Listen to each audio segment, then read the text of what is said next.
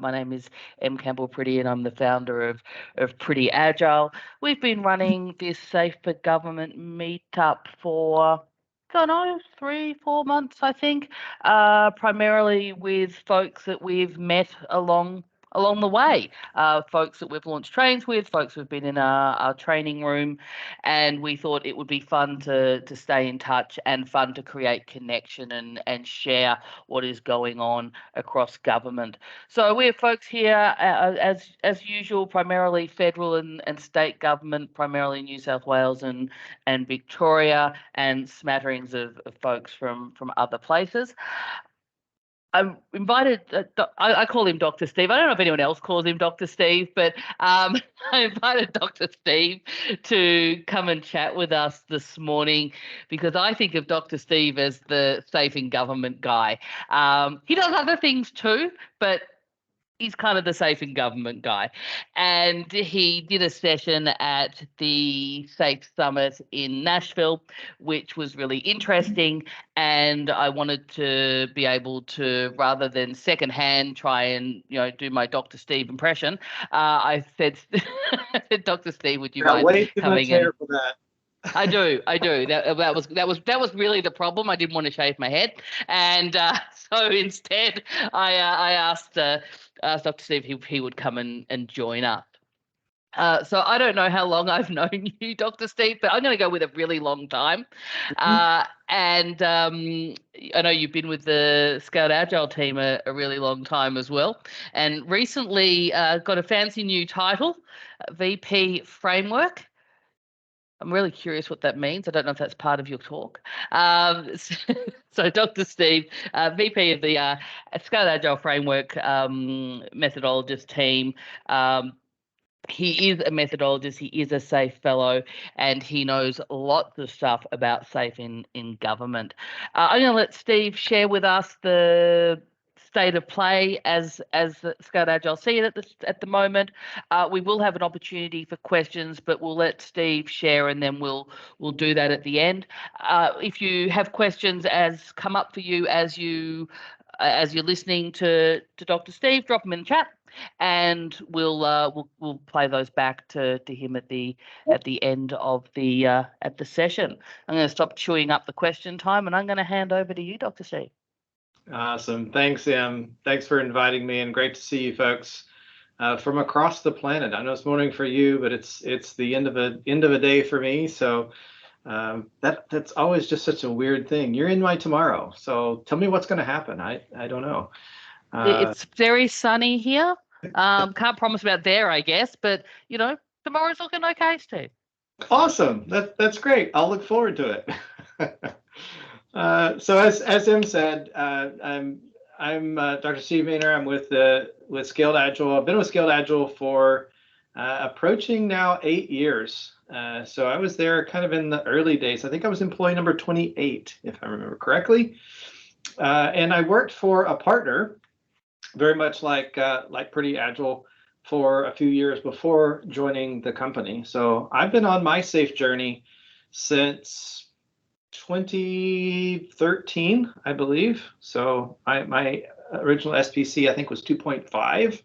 So I've been doing this just a little bit. And during that time, I did happen to be working in the federal space here in the United States. I had worked in that market since 2003 when I retired from the Air Force, and worked in that space right up until I joined Scaled Agile in 2016. So we'll hopefully share some fun stories and some examples along the way as we go through tonight, and describe, hey, what's the state of play in the Agile adoption, agility, lean Agile practices, transformation, that sort of thing. Now, a full disclaimer up front. My experience is, not surprisingly, very much U.S. centric. That's where I spent the years. That's where I am. That's where I work. In the time that I've been at Scaled Agile, and some of the early things that I did to build our government practice at Scaled Agile, it did provide me the opportunity to interact with people who work in the government space in lots of different countries, including Australia. I had folks from Australia in the beta tests of our Safer Government class years ago, and I've done webinars like these a few times in Australia, but also the Nordics, lots of Europe. So so France, Germany, that type of thing, UK. Also some Asian conversations, so in India and Singapore. So just more conversational. So I would not claim to be experts in any of those countries on the issues in government in your space. But here's the observation that I took away from that collection of discussions across all those countries. And the observation is this, that while there are absolutely unique aspects to every country's government and the government's journey of adopting Agile, yet I was amazed at how many times the same common issues were brought up, whether it was around procurement, whether it was around the funding and financing and appropriations process for how government spends money. There's a collection of issues that I found, amazingly enough, even though these countries are all different, the cultures are different, the laws are different, the same themes kept reoccurring. So the reason I mention that is, as I go through and share with you what I have brought to talk about, certainly you're going to see a U.S. theme. I hope what you walk away with at the end is, wow, that took place in the U.S., but I can see the parallels in our own country, in our own government, in the role that I play in government, or in the government customers that I work with, and maybe there's something of value that you can take back to that context, and will help you as you coach internally or externally the journey to Agile inside of government there. So with that disclaimer, let's dive in. So I'm going to start with this excerpt from a book, and I know it's a little jarring to have my very first content slide be this wall of text, so I apologize for that. But I think it's incredibly instructive. So the book is Recoding America. It's written by Jennifer Polka. Under the Obama administration, she was the U.S. Deputy Chief Technology Officer, and was really a very strong voice at that time, came from outside of government, came into government, and so she brought that industry experience. She looked around at how government was building their technology-based systems, and it was from the very beginning very, very vocal about government needs to transform, government needs to change.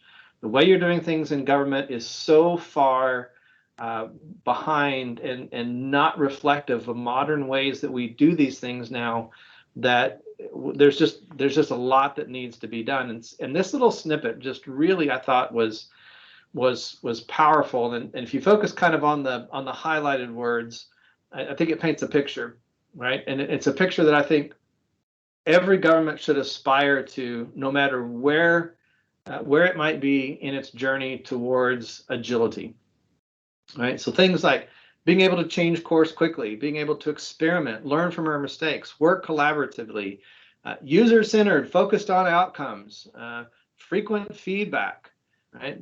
These are the staples of an agile way of working that many of us have held dear for many, many years. We believe very deeply in these things. It's not always true that it's a common aspiration inside of government. And yet I think it's fantastic that we have people like Jennifer who have worked inside of government, who speaks from that perspective to say, look, government should do this, government can do this. And of course, if you read the rest of her book, she'll describe her opinions on exactly how they do that. So I think that sets the goal. Now, where are we in the process?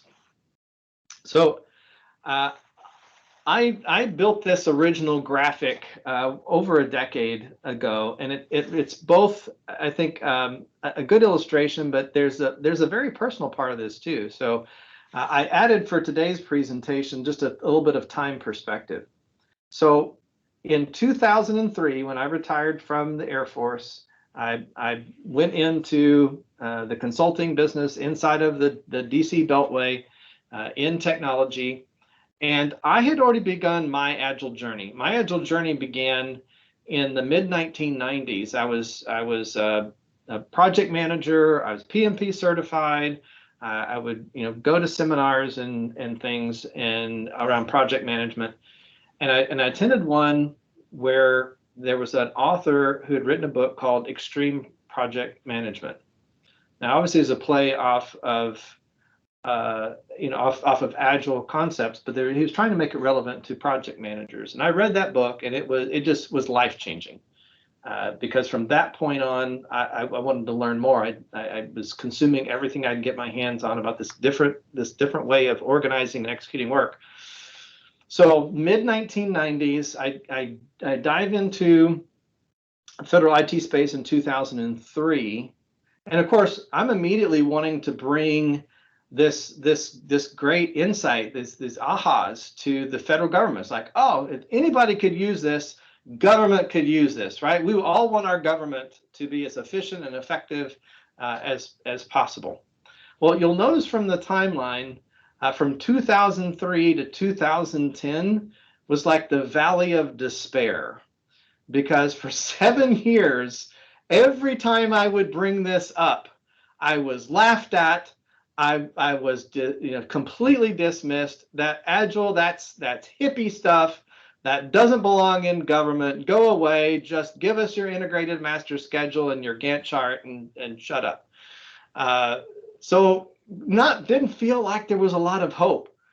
And then in 2010, this document was produced. We had a federal CIO, one of the first federal CIOs in U.S. history, that started to talk about these transformational things that needed to take place in government. And while they didn't use the words Agile or Scrum or any of those things that we know, it was very clear when you read that this person saw the future of government as one where agility, as we know it, needed to be the norm, needed to be the way things got done. And I can remember to this day when I got my hands on it, I was so excited. I started going to my customers and saying, see, yes, the government's saying you need to do this, right? Now, of course, they didn't immediately jump on the bandwagon by any means. And what took place over the course of, as you can see, here we are in 2023 it took another 13 years as this began to slowly unfold with one puzzle piece after another falling in place. Some of it was just different agencies waking up and responding to the federal CIO. Some of it was crisis, right? And I think that's an instructive thing for us to remember.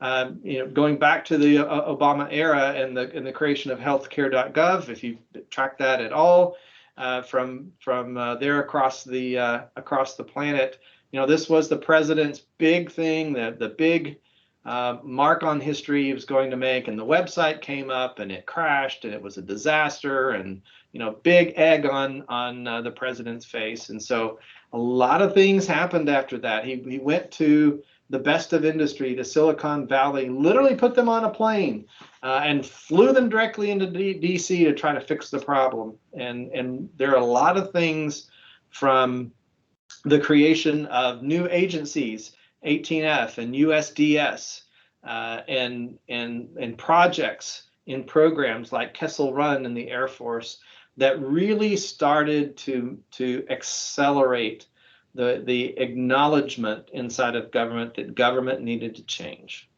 right? And so now, here we are, 2023, and I can now look back with that perspective to 20 years ago, when I began this process of advocating for this inside of government, that you know what, I can honestly say, at least here in the U.S., that when it comes to at least software systems inside of government, it's pretty well agreed to, at least that in a general sense, that Agile is the preferred approach.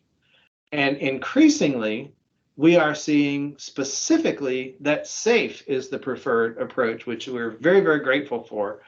There's a lot of reasons for that we could unpack, but we're literally seeing that wording appear in the request for proposals for government contracts that are hitting the street. So that's super exciting. A lot still ahead of us, but the journey that we've taken to get to this point over 20 years, looking back, it for me personally gratifying. I know it is for so many others who've worked diligently in this space for many years, and so very pleased to be able to say that. That being said, I think we all know that it's not all roses and rainbows. Even as far as we've come, right? There are still challenges. I'm sure you're experiencing it in your space, and as I connect with different people in this space as well, there's still challenges, but there's a shift, and it's a really important shift. Maybe you can relate to this. We can chat at the end here and see if it's true there as well as it is here.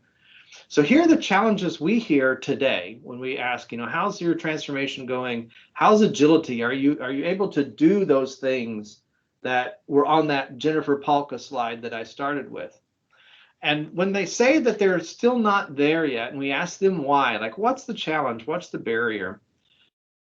There was a time where the answer to that question was, well, we don't believe in Agile. Agile will never work in government. Those types of answers. We're really not hearing that much anymore. That's kind of been put to bed. That argument has been won. Here are the things we hear now. Things like organizational culture and mindset. Wow, now that one's going to be a little tougher to tackle. Things like budgeting and funding models. I know we still struggle here in the U.S. where, the way we fund government, the way dollars flow into individual agencies and programs, and all of the rules that come with that money, and how they get, their hands get tied for how different things can be used, really creates a problem in achieving agility and being able to pivot and build the right thing and move quickly. Right? So that's a challenge. Procurement and contracting. It's the bane of everybody's existence. No matter where in the world I've talked, contracting always comes up as, we are asking our people and our suppliers to work in an agile way, but we're working with contracts that reinforce the old way of working. How do we solve that, right? Because at the end of the day, especially with our suppliers, they're going to do what the contract says, because otherwise they get bounced from the contract. They don't get paid, right? So they're going to defer to the contract. Real problem, and it's still not completely solved yet. I see the head nod, so hopefully this is a little therapy for the attendees as well. Governance and regulation is still an issue, right? There are still places where regulations and even laws on the books create barriers to really enabling the way of working that we would love for our agencies to work. So that's a challenge. Talent and skill gaps. We see issues of government not having all the skills that they need, especially for rapidly evolving technologies like AI. But we also see that, particularly in the government job description catalog, you just don't find a lot of agile job descriptions. Go into the catalog and see if you can find Scrum Master anywhere or release train engineer anywhere. It's not there. So you've got people like software engineer 3 is actually working as a product owner. Well, I mean, that may work temporarily, but eventually people get concerned about, well, what's that doing to my career path, right? How do I jump from this job that I'm doing, and the next job is going to ask me what I was doing as a software engineer 3, and no, I was a product owner. See the problem, right? So what's interesting about this, and I just actually look at this list for a moment. and think, what do all of these things have in common? What stood out to me when I first put this list together, and actually our strategic advisor in our federal practice, Cynthia, put this together, and I looked at it and said, you know what's amazing about this? Nowhere in this list do you see there's a challenge over how to properly write user stories, or how to do story pointing, or how long should our iterations be. You don't see any of that. There's no debate about those things anymore. Yes, different groups may prefer different practice models for sure, but that's not really where their focus is. The focus has shifted, and it's a very, very important shift. And in fact, in the talk that Em referred to, we talked about the fact that there's a shift left happening. And what I mean by that is the issues that remain that are really impairing agility are happening to the left, or they're happening before the work actually gets to the people who are building the systems. It's the precursors to that. It's the policy, it's the funding, it's the contracting, it's the regulations, it's the budgeting process. Long before our work ever lands at an Agile team, right, there are all of those kinds of factors that are going to impact whether or not they can truly achieve agility or not. And that's the frontier we're at right now. Those are the challenges that we're facing. So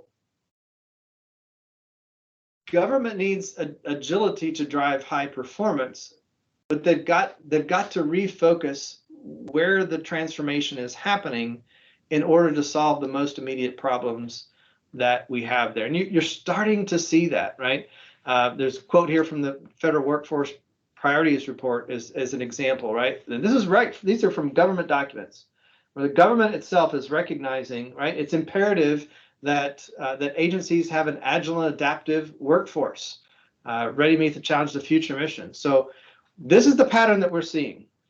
They're not there yet. The problems haven't all been solved yet, but we are seeing that this conversation is starting to happen more and more frequently, not just among the agile change agents that work in government. They're always advocating for this.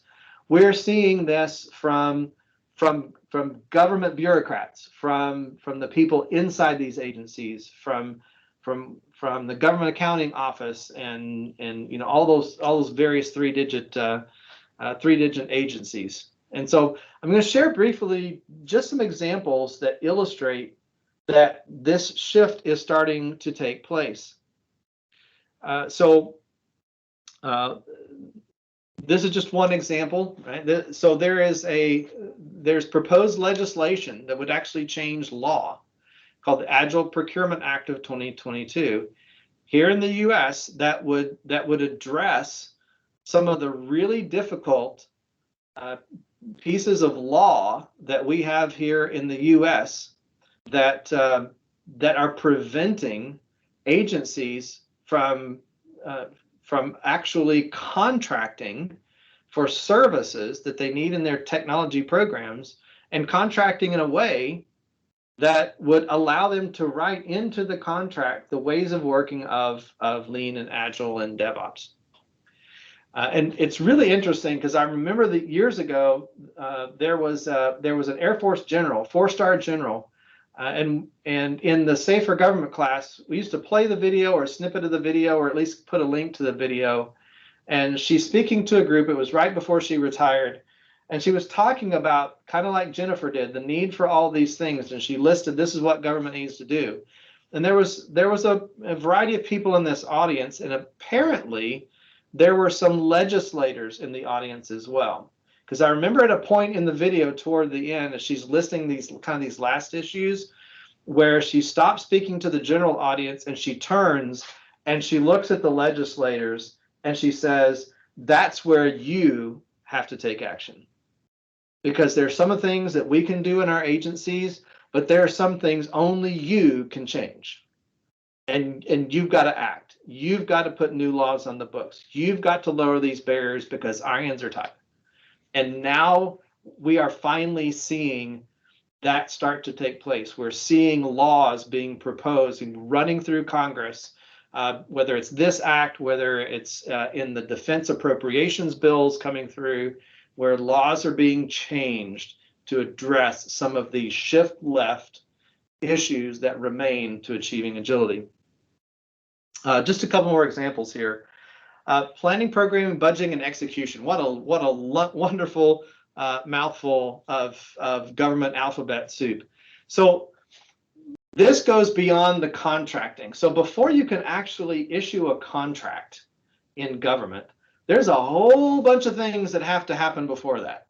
There's a planning process where you have to, you've got your 3 years and your 5 years and your 10-year plan. So there's a planning process. There's a programming, not computer programming, like building the programs out that are going to do certain things inside of government. There's the budgeting process where agencies, put their requests up to Congress, and Congress shifts through them all, and they hopefully get an actual budget out, which here in the U.S., sadly, we haven't done in the last 27 years. We've lived for 27 years off continuing resolutions, which is that's a whole other conversation I'll have over drinks if anybody's interested. But there is a budgeting process, albeit not a great one, where the legislature authorizes the money that agencies can spend. And then the governance around how they execute. You heard the term color of money, right?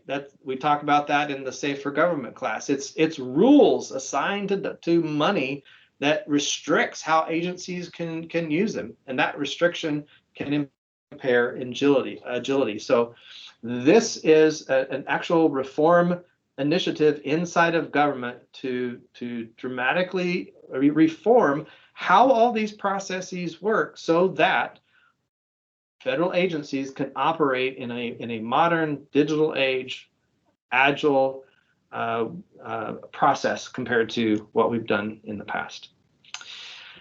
Here's another one, our Homeland Security and Governmental Affairs, Legacy IT Reduction Act. Sometimes these are policies, sometimes this is also technology, right?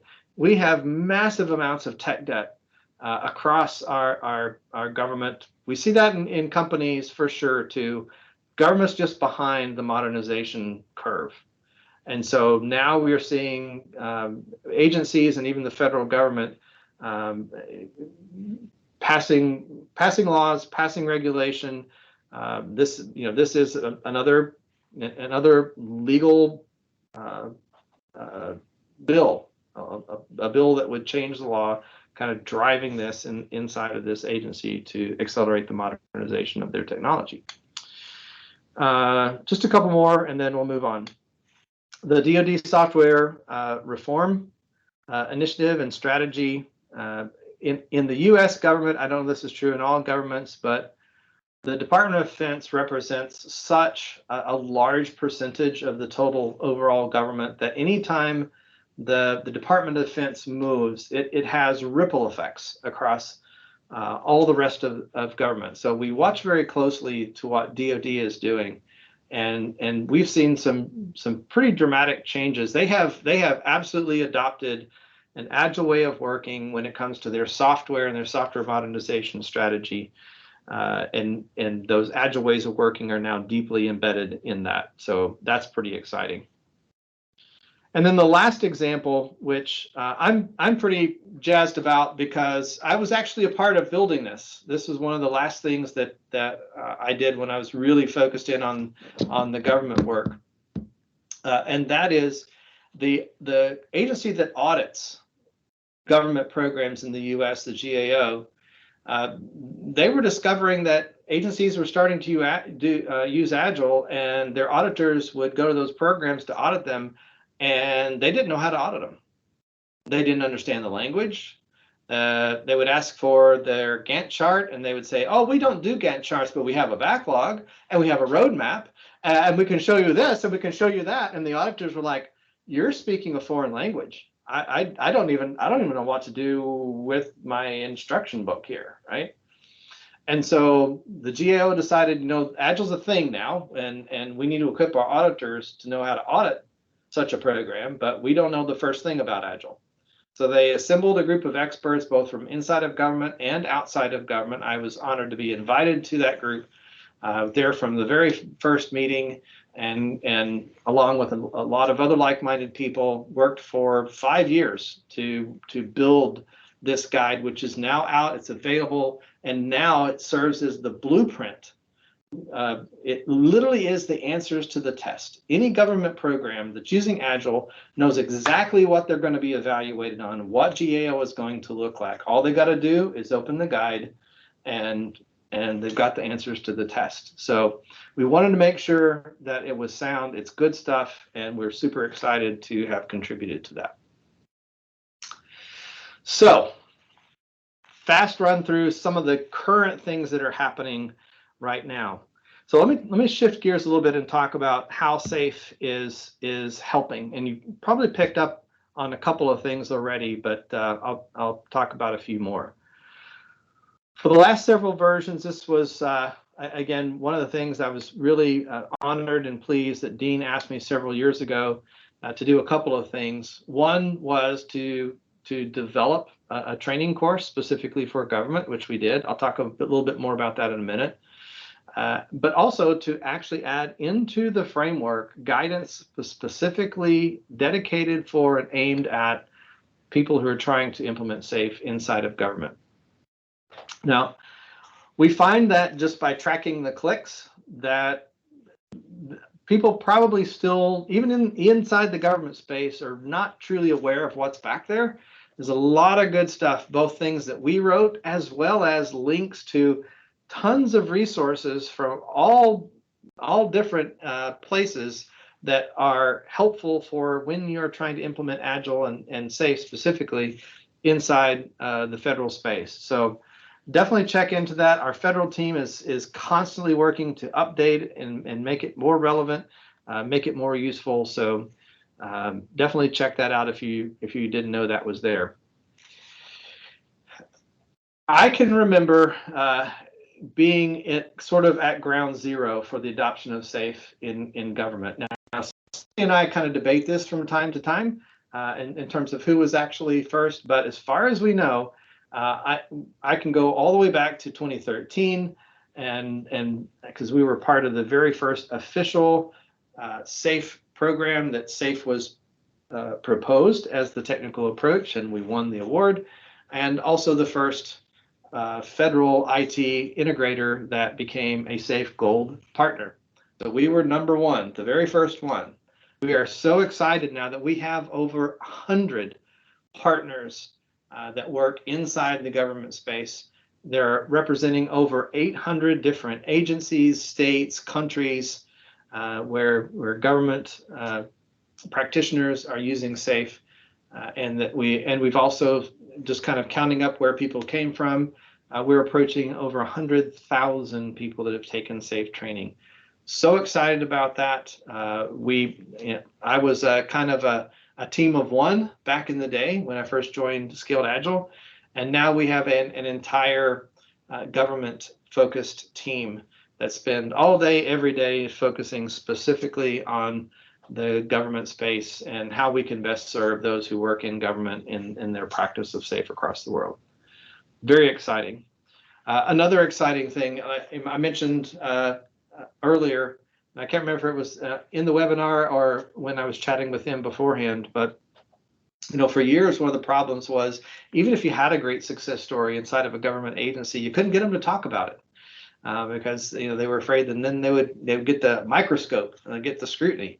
But now we are seeing not only are agencies adopting SAFE, but they're willing to talk about it. They're willing to come to our summits and tell their story. They're willing to publish case studies so that it's a matter of record, and that's super exciting. We've had them on our main stage. We've had them in our tech breakouts, and there's some true pioneers and some truly courageous leaders inside these agencies that are willing to share their story. So that's super exciting. We're able to now, as a company, do some things with our presence in the market that maybe we wouldn't have been able to do when I first joined the company now almost 8 years ago. But because SAFE has become such a global globally recognized leader in how to practice lean, agile, DevOps at scale.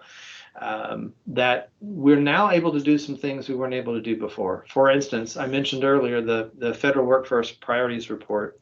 We were able to build this sort of infographic, really connecting how safe and safe practices directly connect and tie to virtually every element of that workforce priorities report that the government said, this is what we need to do. We said, well, good news.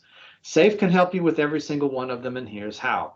And we use that to start opening doors and making connections, and people are like, wow, there's published practice for how we can achieve the thing that was more aspirational in our minds, but there's actual practical guidance on how agencies can do that. So that was great.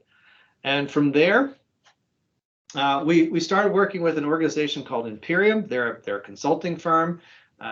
You can call them a lobbyist, but what they have been able to do is really give us access. And nothing nefarious, literally just giving us the ability to connect with staffers and sometimes with congressmen and senators on the Hill that are on committees working on issues directly related to where agile ways of working are connected. And we've been able to have those conversations. We've been able to talk about what's going on in industry, what the state of best practice is, and how government can embrace those things and get better at achieving mission agility inside the government space. And there's just some examples on the screen of some of the committees and subcommittees and briefings that we've been able to do and are continuing to do as we speak.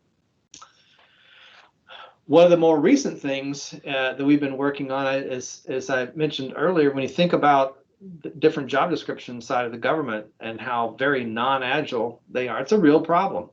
Well, we decided to lean into that, and we published a white paper describing the challenge and proposing very specific roles that we believe government should add to their job catalog, so that people aren't in these weird situations where they're performing an agile role, but their government job description says something completely different. This has been very well received, and we've got legislators who are really leaning into it, wanting to know more, wanting to understand more, and we've really only been working on this since April.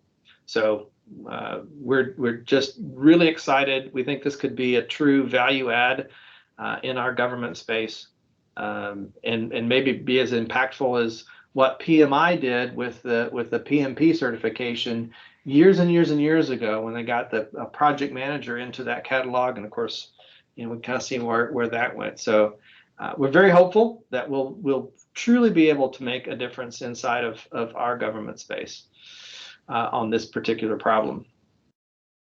Just a quick list of some other things that we're working on. I'll bounce right through that and land this plane so I can answer some questions.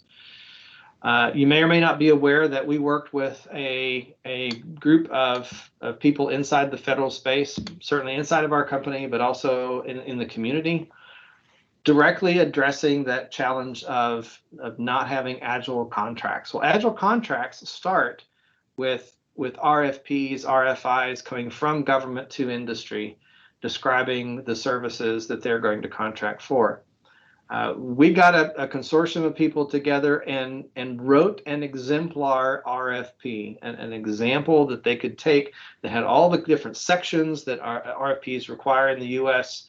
and sample language that they can literally cut and paste and use to help build their RFPs that they're putting out on the street for their contracts. So if that's something you weren't aware of and you're interested in, there's a link there. But the easiest link to remember is government@scaledagile.com. Just send them a note, say, I want to get to that exemplar RFP that Steve talked about, and they'll make sure that you've got the link to that. Other things we're doing, we did Safe Day governments before COVID. We did 2 or 3 of them, and of course COVID shut that down. and we reinvigorated those, got them out of virtual world, got them into in-person world back in April in DC. Incredibly successful.